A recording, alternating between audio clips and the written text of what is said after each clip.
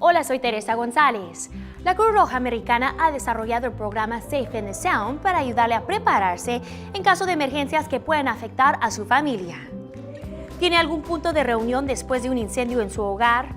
¿O sabría evacuar su vecindario? Antes de que ocurra un desastre, elabore un plan de acción con su familia. Esté preparado. Obtenga un kit y esté informado. Para más información visite safeinthesound.org.